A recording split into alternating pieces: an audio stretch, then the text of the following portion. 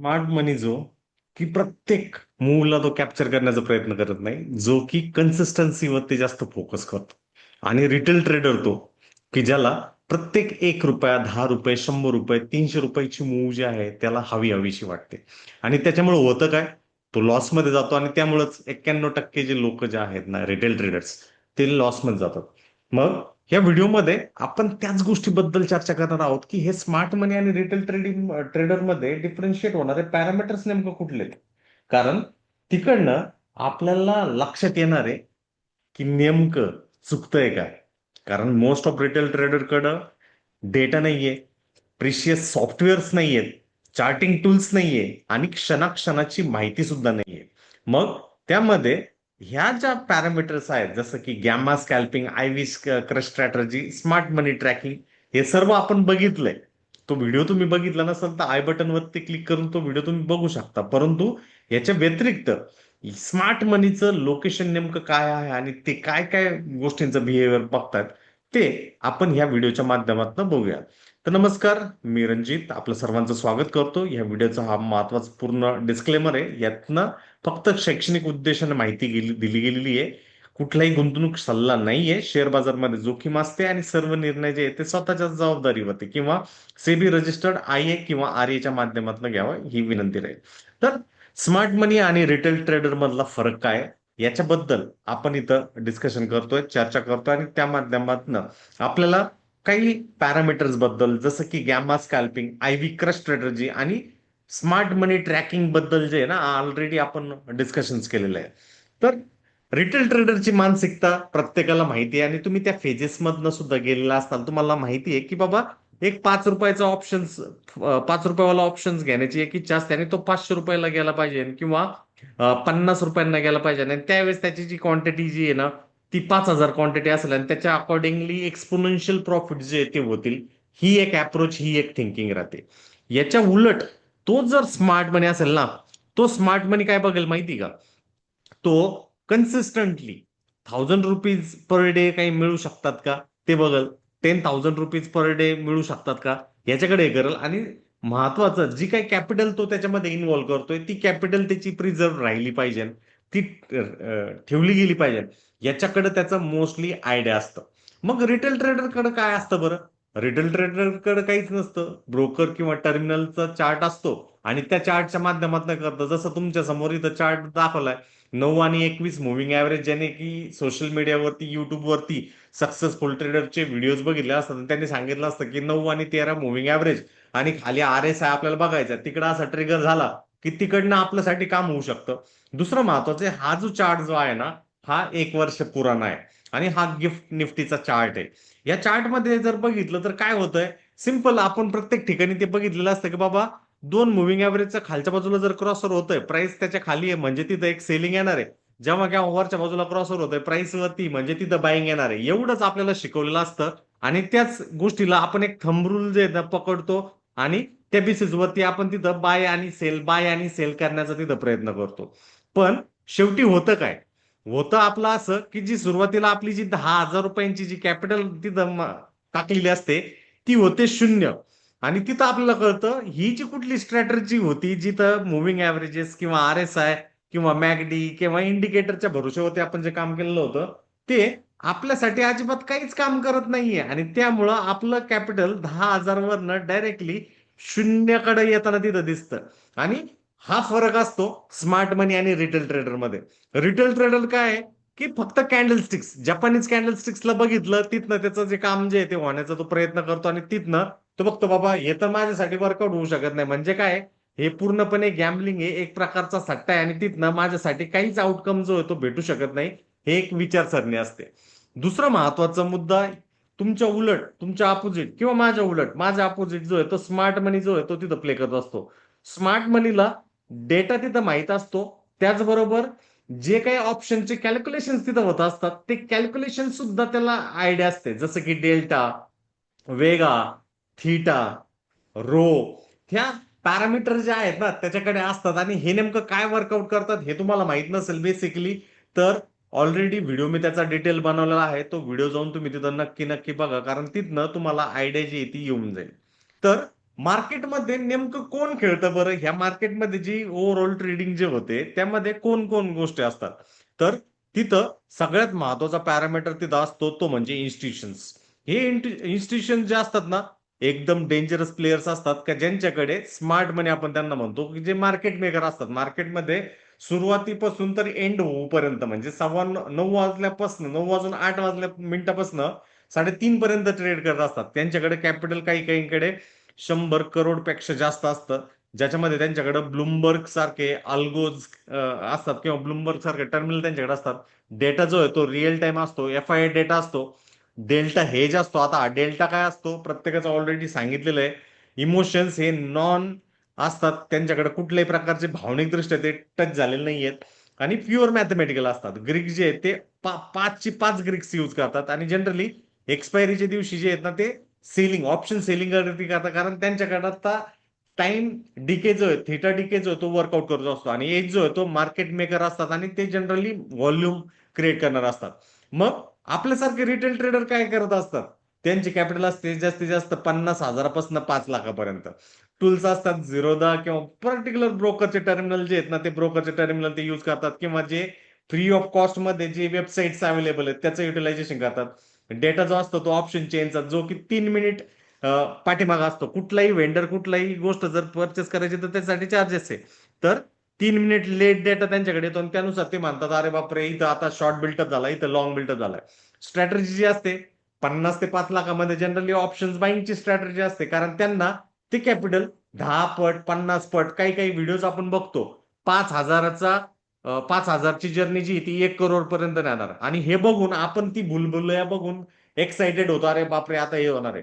दुसरं महत्वाचं प्रत्येक ट्रेडर जेव्हा केव्हा पोझिशन घेतो त्याला भीती पण वाटते की बाबा माझ्या अगेन्स्ट नाही जाते आणि दुसरं महत्वाचं ज्यावेळेस तो करेक्ट असतो त्यावेळेस त्याला असं वाटतं नाही आणखीन नाही आणखीन नाही आणखीन आणि त्यामुळं गोष्ट होऊन जाते आणि ग्रिप्स जे यूज करतात ना ते डेल्टाच यूज करतात, कारण बाकीचे ग्रिप्स त्यांना लक्षातच येत नाही नेमकं काय आणि त्यातली त्यात रिअरली फक्त आणि एकच त्यांना एकच माहित असतं की बाबा एटीएमचा जो डेल्टा जो असतो ना तो 0.5 असतो, तो जर घेतला तर तिथं सगळ्यात जास्त ऍक्सलरेशन होण्याचे चान्सेस असतात. पण त्यांना हे माहित नसतं तिथं गामा जो आहे तो महत्वाचा रोल प्ले करतोय, त्याबरोबर तिथं वेगा जो आहे तो सुद्धा महत्वाचा रोल प्ले करतोय, त्याबरोबरच थिटा डीके सुद्धा तिथं लय महत्वाचा रोल तिथं प्ले करत असतो. या सगळ्या तिथं गोष्टी असतात पण त्याबद्दल ते लक्ष देत नाही.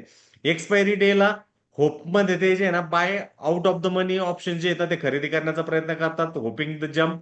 आणि तिथं थिटा डीके जो आहे ना तो मोस्टली त्यांच्या अगेन्स्ट काही काही ऑप्शन्स मध्ये अगदी 55%च्या रेटनी जो आहे तो त्यांचा प्रीमियम जो आहे तो खाता असतो. अगदी 6 महिन्यामध्ये एखाद्या एक्सपायरीला जे आहे ना ₹5 ऑप्शन हा डायरेक्टली 1,000 रुपीजच्या दिशेमध्ये आपल्याला तिथे जाताना दिसतो. मग ह्या गोष्टी का होतात आणि तिथं आउटकम बेस्ड जो लर्निंग जो म्हणतो आपण तो आउटकम बेस्ड लर्निंग जो आहे तो जर वर्कआउट जर करायचा असेल तर तिथं काही गोष्टी ज्या आहेत ना आपल्याला चेक करणं सगळ्यात महत्वाचं असतं. ह्या पॅरामीटर्सला बघणं गरजेचं असतं. मग ह्या जर चुका तुम्ही जर करत असाल, भलेही हे आपण तर मार्केट मेकर नाहीये, भलेही त्या ऑप्शन चेन खरेदी करण्या इतपत आपल्याकडे पैसे नाहीयेत. बरोबर? Yes no please. Yes no please. हो नाही. हो नाही प्लीज.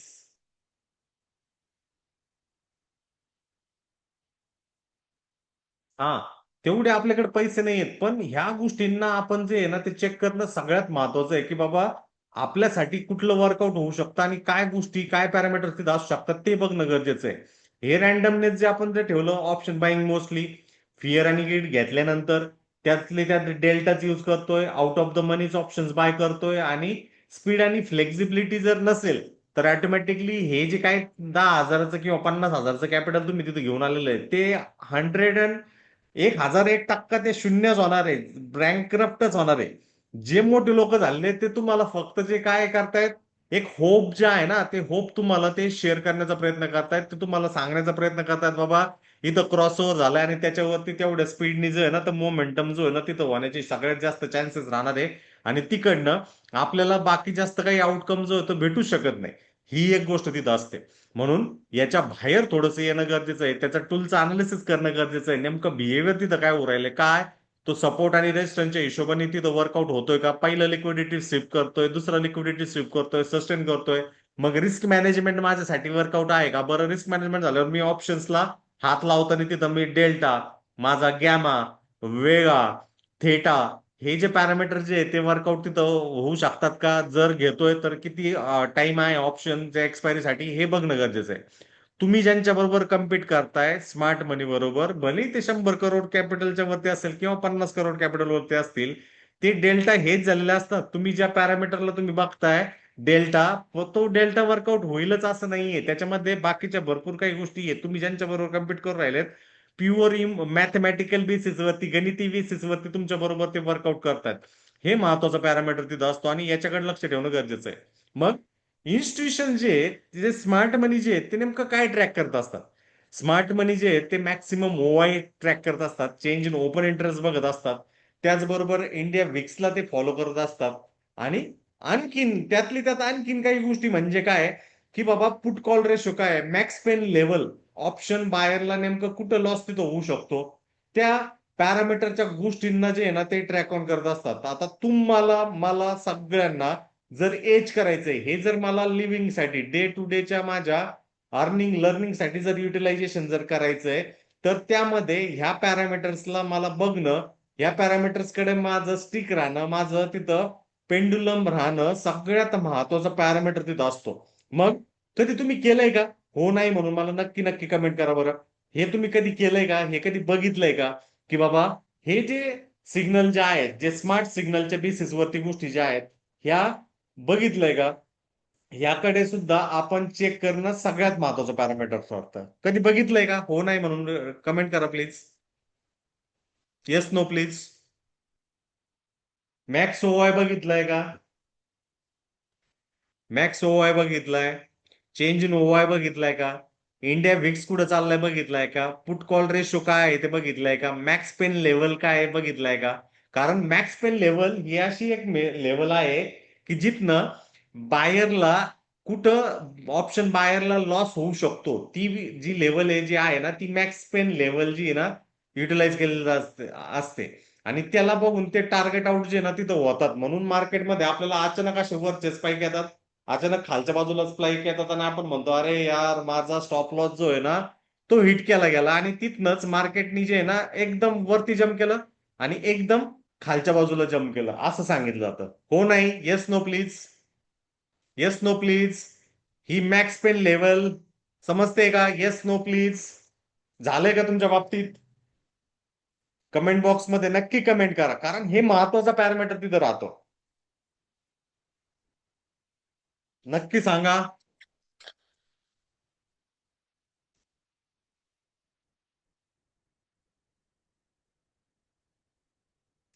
तर त्या मॅक्स पेन लेवलला सुद्धा आपण आयडेंटिफाय करणं सगळ्यात महत्वाचं असतं.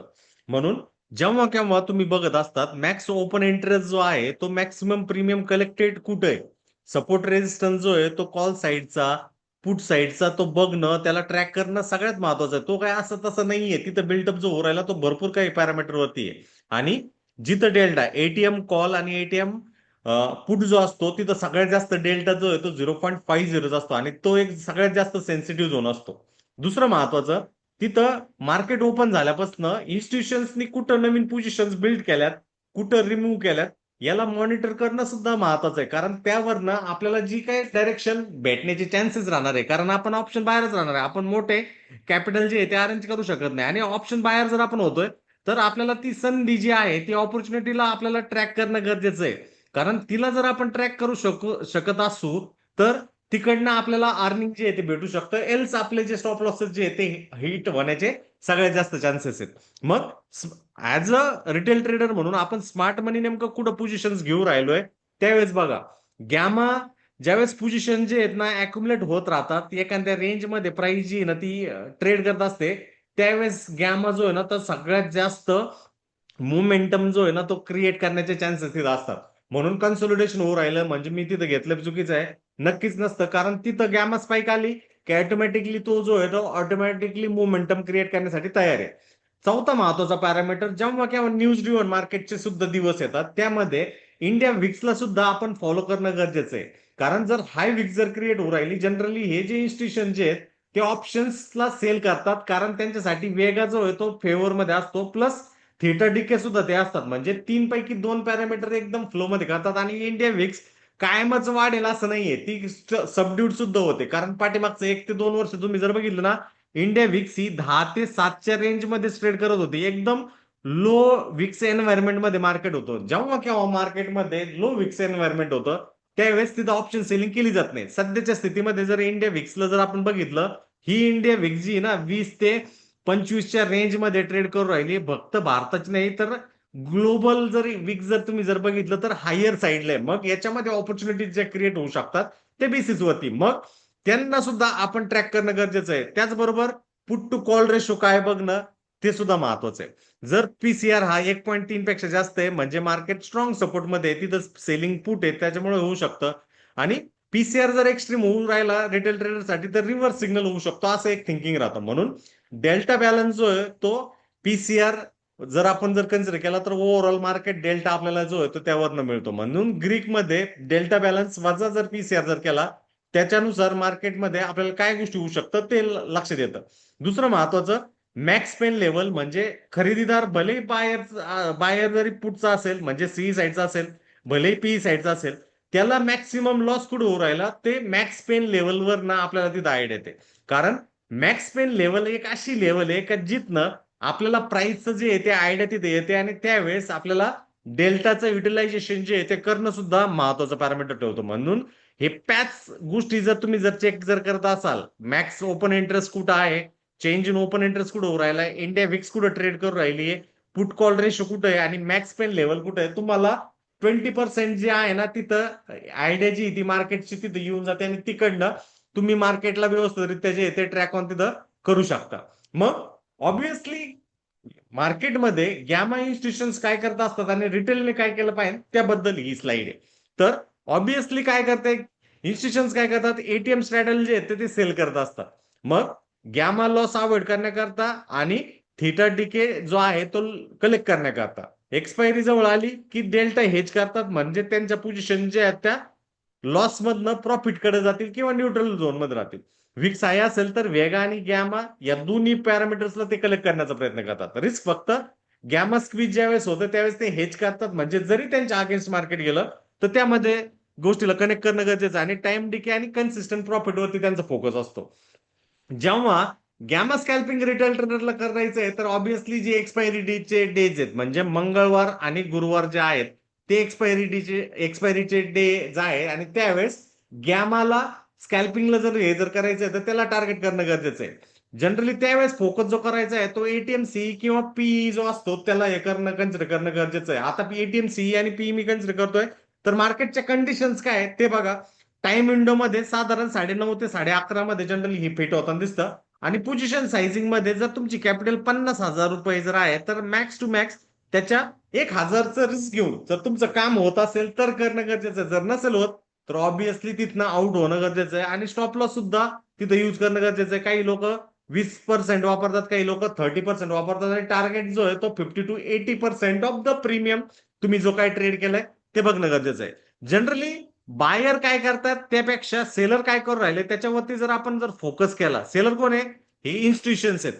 हे सेलर्स तिथं काय करू राहिले त्यावरती जर आपण फोकस केला तर आपला जो मार्ग जो आहे तो एकदम सुकर होतो. कारण मार्ग जर सुकर जर व्हायचा असेल तर मोठा प्लेअर बडा प्लेअर नेमकं कशावरती फोकस करतोय त्याकडे जर आपण जर लक्ष जर व्यवस्थितरित्या जर दिलं, तिकडनं आपल्याला मार्केटची जी आयडिया जी आहे ना एकदम सिंपल होते. आणि तिकडनं आपण प्राइसला एक साध्या दिशेमध्ये साध्या डायरेक्शन मध्ये वापरणं, त्याला गरजेसाठी युटिलाइज करणं हे महत्वाचं राहतं. मग ते कुठं टार्गेट आउट करतात, एटीएम स्ट्रॅडलला ते सेल करत असतात, गॅमा ते डेल्टा हेज ते करत असतात, वेगा आणि गॅमाला दोन्हीला कलेक्ट करत असतात. आणि गॅमा ज्यावेळेस स्क्वीज होतो त्यावेळेस त्याला हेज करतात. म्हणजे ते जे सेलरचे आहेत ते बाहेर होतात. आणि त्यावेळेस जनरली या गॅमा स्कॅल्पिंग एक्सपायरीचा जो आहे ना तो युटिलायझेशन आपल्याला तिथं होताना दिसतो.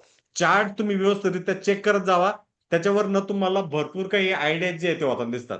दुसरं महत्वाचं, वेगा आणि आय व्ही क्रश जो की इन्स्टिट्यूशन साठी सगळ्यात मोठा वेपन आहे. जेव्हा केव्हा इंडिया विक्स वाढणार आहे तर जनरली वाढायला इव्हेंट डेच्या 3 दिवस अगोदर जी ती इंडिया विक्स वाढायला सुरुवात होते. इव्हेंट डेच्या अगोदर 1 दिवस अगोदर जी ती आयव्ही पीक होते आणि इव्हेंट डेला जी ती कॉलॅप्स होऊन जाते आणि नंतर 1 दिवसानंतर जी ती आयव्ही स्टेबल होते. मग तिथं स्मार्ट मनी काय करत असतात? स्मार्ट मनी जे आहे ते इव्हेंटच्या 2-3 दिवस अगोदर जे आहे ते एटीएम स्ट्रॅडल जे आहे ते सेल करतात. हाय वेगा हाय प्रीमियम जे आहे ते कलेक्ट करतात. मॅक्सिमम आयव्ही पीकला मॅक्सिमम प्रीमियम येतो. इव्हेंट नंतर आयव्ही ड्रॉप होते ते की जनरली त्यांच्यासाठी प्रॉफिटेबल आहे. निफ्टीच्या डायरेक्शनसाठी त्यांना इम्पॉर्टंट नाहीये हेज म्हणून out of the money options ते काय करतात? बाय करतात. मग आपण त्यावेळेस ऍज अ रिटेल ट्रेडर म्हणून काय केलं पाहिजे? त्यावेळेस आपण इव्हेंटच्या अगोदर जे आहे ना त्या ऑप्शन्स कधीही बाय केलं नाही पाहिजे. जर आयव्ही 18 पेक्षा जास्त जर असेल तर तिथं ऑप्शन्स बाईंगला अवॉइड केलं पाहिजे. इव्हेंटच्या अगोदर स्ट्रँगल सेल हे पण पाहिजे तिथं. फक्त आणि फक्त मी ते करतोय नक्कीच ते चुकीचं आहे. आणि इथं जर तुम्हाला हे जर करायचंय तर इथं कॅपिटल रिक्वायरमेंट जी ना ती सगळ्यात जास्त असतं. तर हे पण पॅरामीटर तिथं असतात. विक्स रेग्युलरली चेक करणं गरजेचं आहे. इव्हेंट नंतर आयव्ही ज्यावेळेस कमी होते त्यावेळेस एक बाईंगची ऑपॉर्च्युनिटी जी ती जनरेट होते. तोपर्यंत स्वतःवरती ताबा स्वतःवरती कंट्रोल ठेवणं गरजेचं आहे. बजेट आरबीआय चे इव्हेंट्सला तुमच्या कॅलेंडरमध्ये मार्क करणं गरजेचं आहे. मग ते केव्हापासून ऍक्टिव्हेट होतात? ऑलरेडी इव्हेंटच्या 2-3 दिवस अगोदर ऍक्टिव्हेट होतात. कारण ते हाय वेगाला हाय प्रीमियम जे आहे ते कलेक्ट करत असतात. आणि आपण इथंच फसतो. आपण काय करतो? नाही दादा असं होऊ शकत नाही. तिथं जी मूव जी आहे ना एकदम बेस्ट पद्धतीने होणार आहे आणि तिथनं माझ्यासाठी जी आहे तर मोस्टली ऑपॉर्च्युनिटी जी आहे ती क्रिएट होण्याची चान्सेस जे आहे ते असं आहे असं मला तिथं थिंकिंग वाटते अप्रोच वाटते. आणि तिथं मोस्टली लोक जे आहे ते आपल्याला फसताना तिथे दिसतात. म्हणून वेगा आणि आयव्ही क्रशला जर तुम्हाला टॅकल जर करायचंय त्याला जर तुम्हाला फोकस जर करायचंय तर ह्या पॅरामीटर्सला तुम्ही बघणं गरजेचं आहे. आणि तिथनं दूर राहताना ह्या वेगा क्रशला आयव्ही क्रशला ट्रॅक करणं सगळ्यात महत्वाचा पॅरामीटर ठरतो. कधी केलंय का? कधी तुमचा लॉस झालाय का? नक्की कमेंट बॉक्समध्ये कमेंट करा.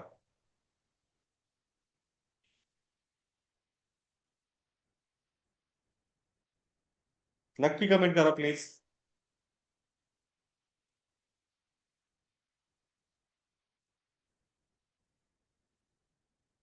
येस नो म्हणून तरी रिप्लाय करा.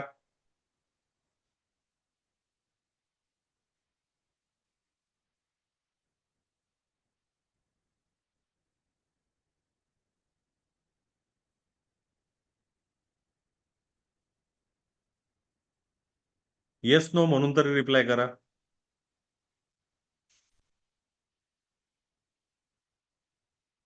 तर नेमकं काय होतं? ऑप्शन चेन ज्यावेळेस आपल्याला बघितलं जातं त्यावेळेस एनएससीच्या वेबसाईटवरती जे आहे ना आपल्याला ऑप्शनचा डेटा तिथं ऑलरेडी मिळतो जो की अशा पद्धतीने असतो. तिथं आपल्याला कॉलम मिळतात.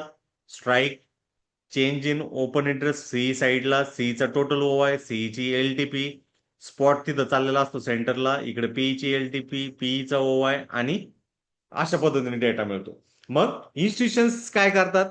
इन्स्टिट्यूशन जे आहेत समजा मार्केट 18,000च्या स्ट्राईकला असं कन्सिडर करूयात. मग 18,000च्या स्ट्राईकला ते सीई पण विकतात, याला सेल करतात आणि पीई ला पण सेल करतात. आणि त्यामुळे आपल्याला काय दिसतंय? तिथं आपल्याला दिसतंय की त्यांनी ओपन इंटरेस्ट जो आहे तो 22.3 लाखाच्या आसपास आहे आणि प्यूटचा जो ओपन इंटरेस्ट आहे तो 15.6 लाखाच्या आसपास आहे. म्हणजे दोन्ही साईडला त्यांनी जे आहे ते सेल करून ठेवलं आणि त्यामुळं एक बाजू जी आहे ती आपल्याला 20 लाखाच्या वरती आणि एक बाजू जी आहे ती ऑलमोस्ट 15 लाखाच्या वरती आहे. तर जनरली जेव्हा केव्हा प्राइसला बिहेवियरला तुम्ही बघत असतात तिकडनं याकडे तुम्ही लक्ष ठेवणं सगळ्यात महत्वाचा पॅरामीटर असतो की बाबा इथं प्राइसमध्ये किमतीमध्ये जो काय बदलाव जो झालाय तो बदलाव जो होणार आहे तो फक्त आणि फक्त या बेसिस वरती होणार आहे. कारण तिथं ओपन इंटरेस्ट जो आहे तो त्याला ट्रॅक करणं गरजेचं आहे आणि तिथं मोस्ट प्लेयर जे आहे ते सीई आणि पीई ला टार्गेट आउट जे आहे ते करत असतात. मग भलेही तुम्ही दूरच्या स्ट्राईकला जाता जसं 18,300, 18,200, 18,100, 18,400 हे तर आउट ऑफ द मनीच तिथं होऊन जातात. मग तिथं आपल्याला लक्ष ठेवणं गरजेचं आहे की बाबा चेंज इन ओवाय नेमकं तिथं काय घडतोय, पीईचा चेंज इन ओवाय तिथं काय घडतोय. म्हणजे स्मार्ट मनी तिथं त्यांचे जे पोझिशन जे आहेत ते बिल्टअप करून राहिलेत आणि त्याला टार्गेट करण्याचा जो तो प्रयत्न जो आहे तर ते करण्याचा प्रयत्न तिथं करत राहिलेत. म्हणून इन्स्टिट्यूशन जे आहेत ते जनरली दोन्ही बाजूच्या पोझिशन करतात कारण त्यांना सेल करण्याचा प्रयत्न असतो आणि रिटेलरनी ह्या गोष्टीकडे फोकस त्यांचा असतो की बाबा 18,000 हा एक सपोर्ट आहे आणि 18,200 रेजिस्टन्स आहे. कारण 18,200 जो आहे तो सगळ्यात जास्त ओपन इंटरेस्ट आहे as compare to the others. एटीएमच्या स्ट्राईकला 35 लाखच्या आसपास ओपन इंटरेस्ट असा राहता आणि सकाळपासून तिथं 18,100ला 4.2 लाख आल्या आणि 18,200ला जे आहे ते 3.5 लाख आले. जनरली हे एक बिहेवियर तिथं असतं आणि मार्केट दिवसभरामध्ये केव्हा माहिती तिथं जे आहे ते जाताना आपल्याला तिथं दिसतं. म्हणून ह्या गोष्टी आपण लक्षात ठेवायच्या की स्मार्ट मनी म्हणजे इन्स्टिट्यूशन ज्या आहेत ह्या कॉल साईडचं चेंज इन ओवायच्या माध्यमातून आपल्याला मिळतं. आणि दुसरं महत्वाचं हे 3 मिनिट लेट डेटा तिथं असतो.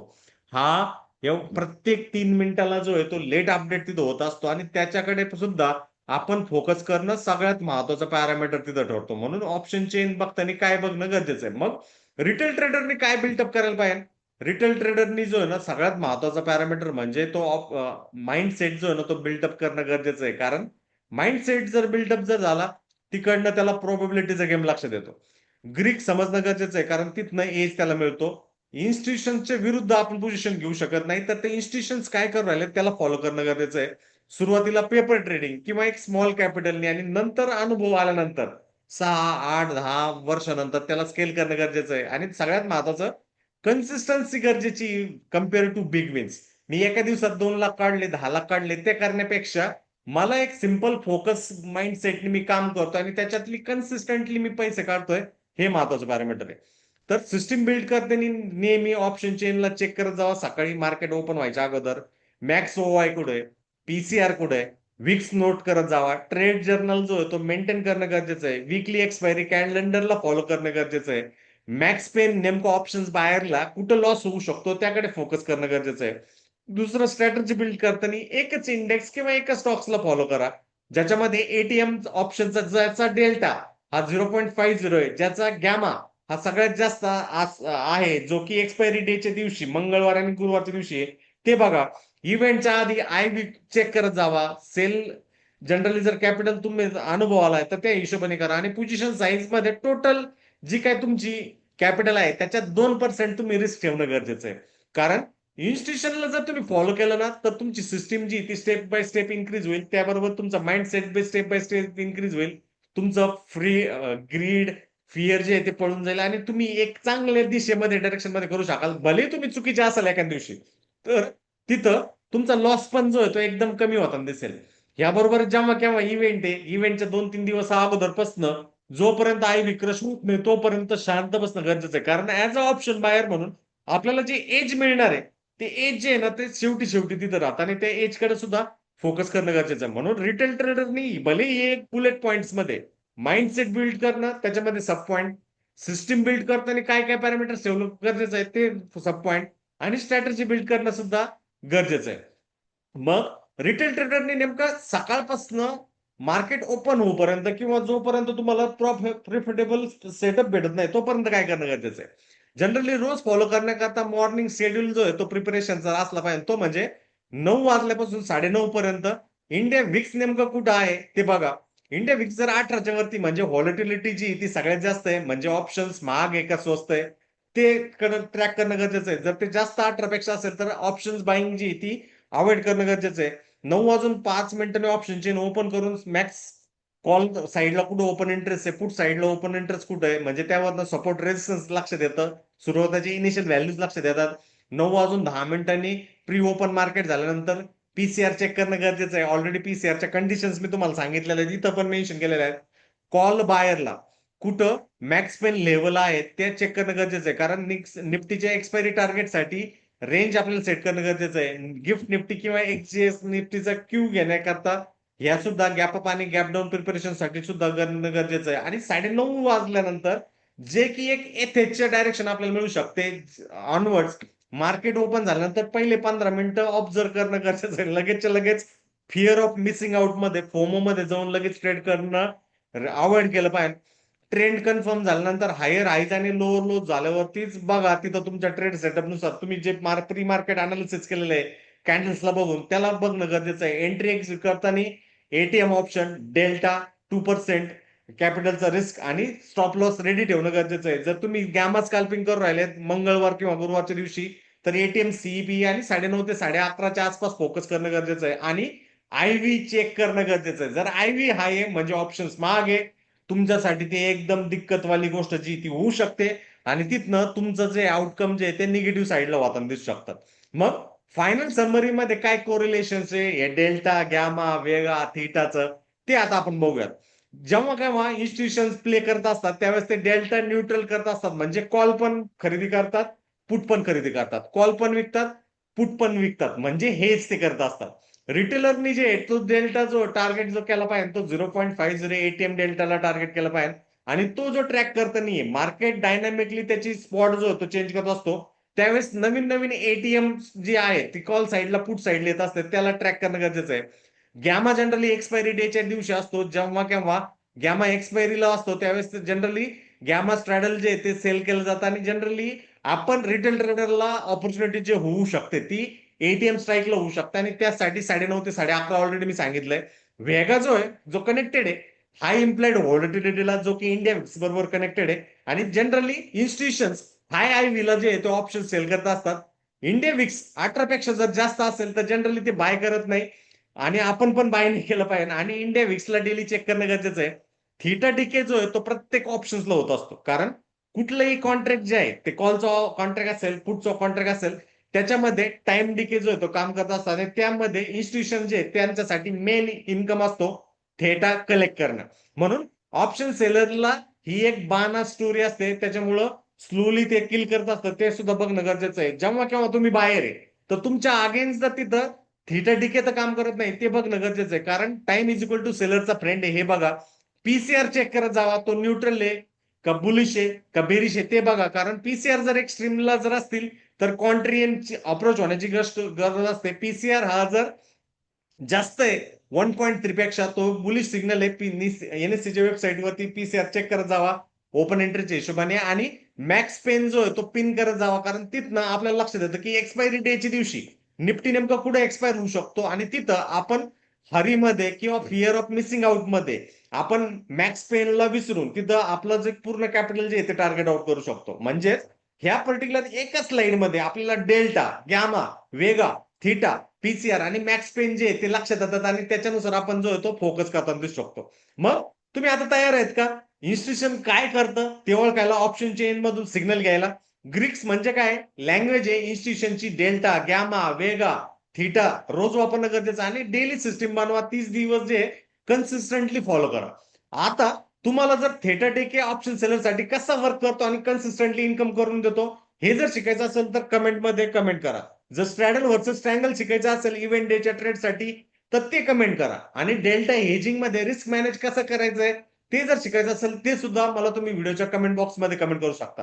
हो, तुम्हाला या व्हिडिओच्या माध्यमातून भरपूर काही गोष्टी कळाल्या असतील जे की स्मार्ट मनी आणि रिटेल ट्रेडर्स मध्ये काय फरक आहे आणि ते कशा पद्धतीने एकमेकाला जे ते टार्गेट करू शकतात हे ग्रीकच्या माध्यमातून तुम्हाला लक्षात आलं असेल. जर तुम्ही यापूर्वीचा गॅमा स्कॅल्पिंग, इम्प्लाइड व्हॉलटिलिटी क्रॅशचा स्ट्रॅटेजीचा हा व्हिडिओ जर तुम्ही बघितला नसेल तर आय बटन वरती क्लिक करून निफ्टी ट्रेंड युट्यूब चॅनलवरती मी ऑलरेडी अपलोड करून ठेवलेला आहे, तो व्हिडिओ नक्की नक्की बघू शकता. आणि कसा वाटला तुम्हाला हा व्हिडिओ नक्की